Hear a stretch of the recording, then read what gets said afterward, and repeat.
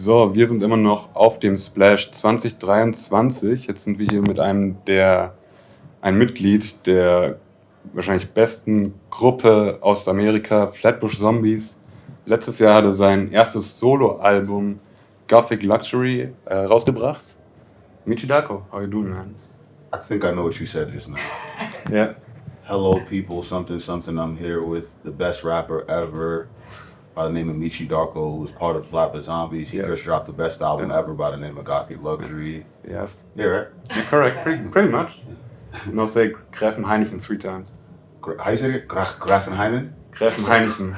Gräfen Heineken? One more time, say it again. Gräfen Heineken. Gräfen Heineken. Gräfen Heineken. It's almost like Heineken. Yeah. Gräfen Heineken. Exactly. Cool. Exactly. My grandfather was German. Oh, really? No. Okay. I mean, there are some. They are German. They were Germans in Jamaica. Yeah, right. Yeah, I think J. Cole has some family who came from Germany, or they lived in Germany for a while. Probably military. Yeah, military probably Skullback Q too. I think, yeah. So, first question. I saw some interviews from around the time your album came out, where you said you still don't feel really comfortable with being on your own, making single music, kind of performing on your own because you're so used to being in a group. Has that kind of changed now, or you're still kind of? I don't really think about it like that no more. Okay. It's like one of those things that while it was happening, I'm like, it's a new adjustment, but it's like if you lose a leg, eventually you gotta have to learn how to limp or use a cane or some shit. So I'm always gonna be uncomfortable. I am the most comfortable. I'm always gonna be comfortable, but I'm always gonna be uncomfortable, if that makes sense. It's like it's never gonna be perfect because you started off with 2 other people, so you're always gonna revert back to what you know. I think it's always part of being an artist, always being. Yeah, but it's not. Don't get me wrong. It's not uncomfortable to where like I'm paralyzed and I don't know what to do. It's just more like when you're on stage and you're saying every single word to the song, and you used to have 2 other people that help you say 1 or 2 words. You're all on your own now. But back in the days where I'd be like, hands up, it's me, Eric, and Juice saying hands up. Now I have to say hands up 3 times. Yeah. So it's like adapting to that kind of stuff, And yesterday I saw Denzel Curry here, and I saw an interview where you talked about you recording your last albums at the same time, at the same studio, and collaborating a bit. What is for you unique for Denzel Curry as an artist and as a person and his relationship to you, maybe? He's a very genuine person. He's one of the nicest people I know.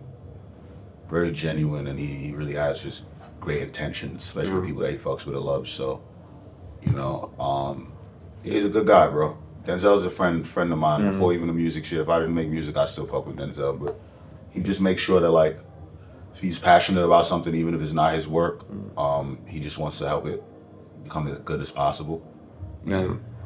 He was always big on like, yo, you gotta add the singer to the song, you gotta do this to the song and shit like that. So he really helped me with that process. Yeah. Shout out Denzel. Shout out Denzel. It's a great performance. I saw him twice. Last year, once in Munich. This was one of the most insane shows I've seen. It was dripping from the roof. Oh shit. This is crazy. So a couple of days ago, you announced with Flatbush Zombies that there's a re-release of BetterOffDEAD coming.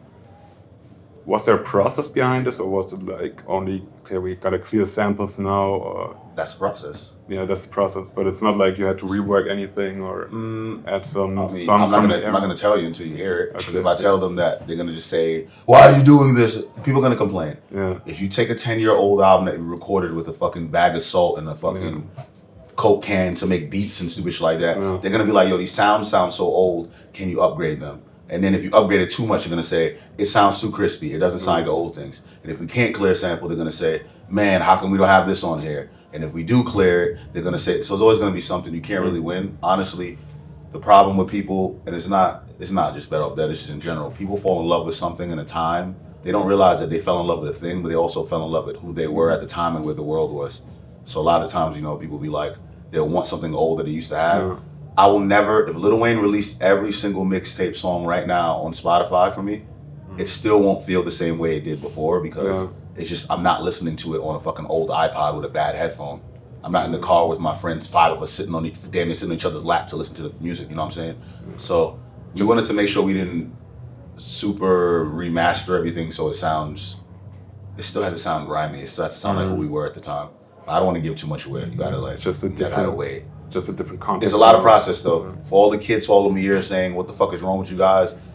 You don't even go spend one day of your life just Googling the music business. Yeah. You know, if you enjoy something a lot, as a consumer, you should always find out how the people who are giving you the product, what they go through to make it, instead of just keep taking it, because that's how you end up with iPhones. Kids is losing fingers from fucking making iPhones. Same shit for an album. I didn't know 10 years ago when I made that I'm gonna have to clear a fucking sample from a movie that's gonna tell me no 100 times. I didn't know that. But to the fans, it's just like, I'm lazy. Why don't you press the button and put it online? Yeah. So it's finally about to be here. You can leave me the fuck alone. BetterOffDEAD is gonna be on streaming platforms, and I could die happy now. All right. Yeah, it's also just like a different context with it coming up out now. Like people won't have the same experience they had when they first listened to it. It's not, especially since a lot of the shit that we were saying that's new.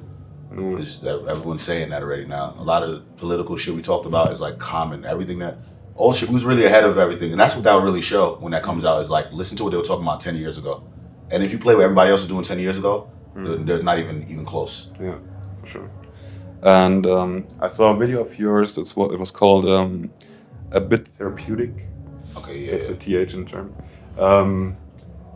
And I don't want to get too much into it because it was your narrative. You didn't want to use interviews to talk about these things, right? And there was one bit I think we can talk about is how your writing affects people around you and how you had to change your approach in writing, right? Yeah, a lot of people are sensitive. I can't think about if you had a girlfriend at home, but you had the best idea for a song about fucking the shit out of a hoe. It's just about literally the first bitch I meet, I'm gonna fuck in the bathroom. And it's a hit record, or it's a song that everybody just can fuck with, but you know deep down inside, it destroys your wife. Yeah.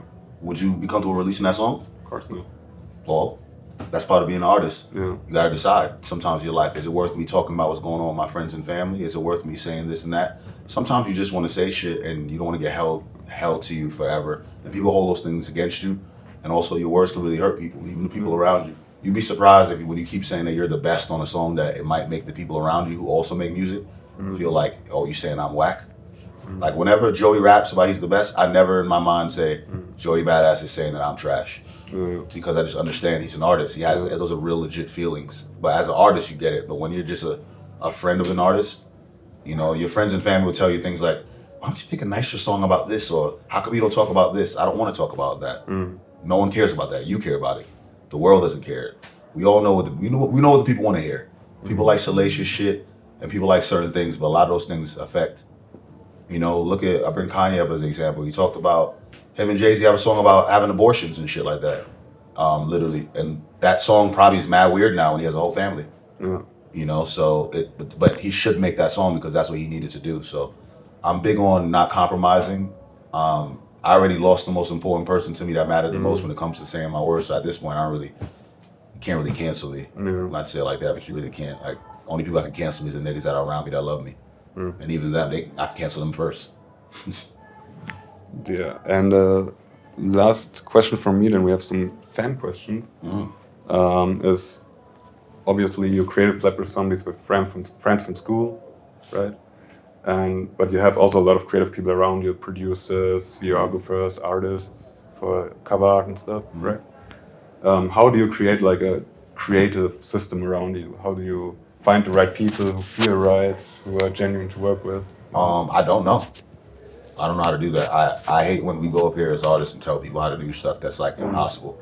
You can't tell people how to form a good team. You think you can go to fucking Phil Jackson and say, how exactly do you win back-to-back championships? There's no answer to that.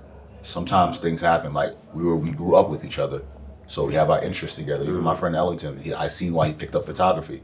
I'm one of the people he took pictures of, you know what I mean, to get better at photography. It wasn't a plan, and it just so happened that his photography helped me.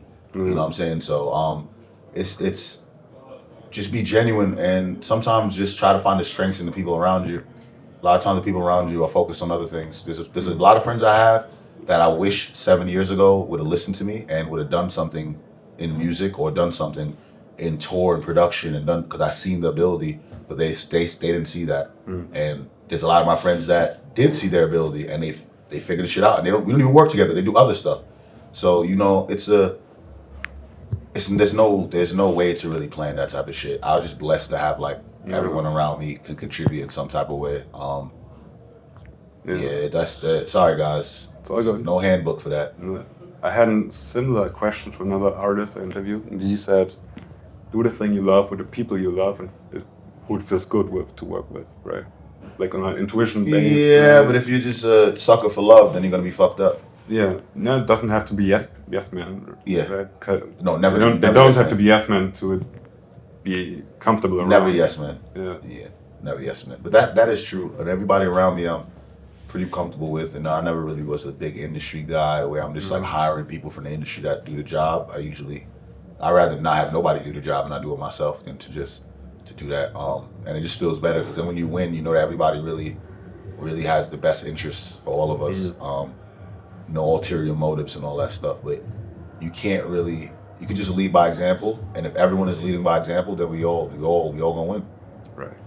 Okay, let's go to some fan questions. There were a couple of questions I couldn't ask, like when is the next Flatbush Zombies tour?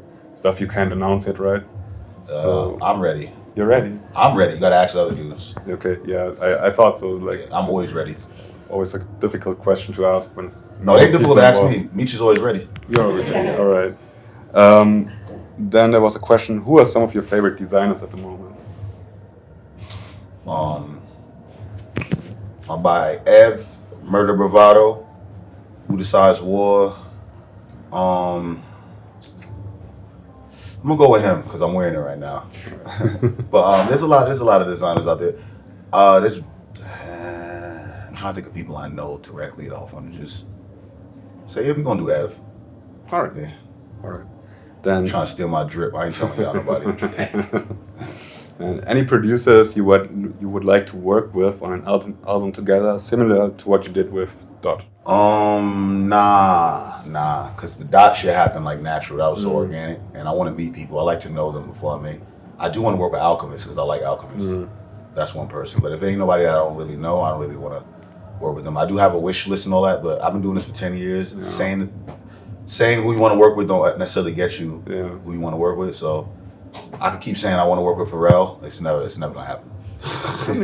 It's never gonna happen. I don't know. So this is what we're gonna do. See this video? So if I die 20 years from now, remember this and post it when I die and say he was right. It's never gonna happen. Okay, I bet on it. It's never gonna happen. All right. Last question from the fans.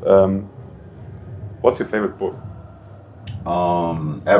Favorite book ever is favorite book ever. A book by the name of Monster.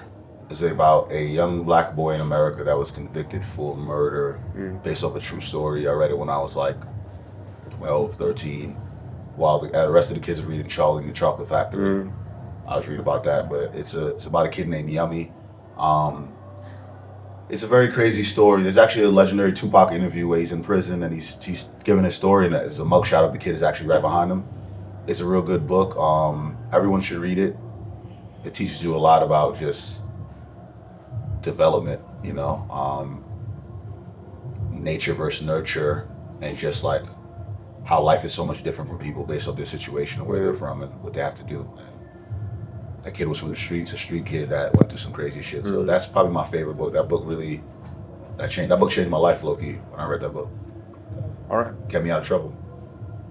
All right. Thank you very much. I appreciate your time. Appreciate you. I appreciate you being here. Of course. German Gräfenhainichen. Gräfenhainichen. And and we're out.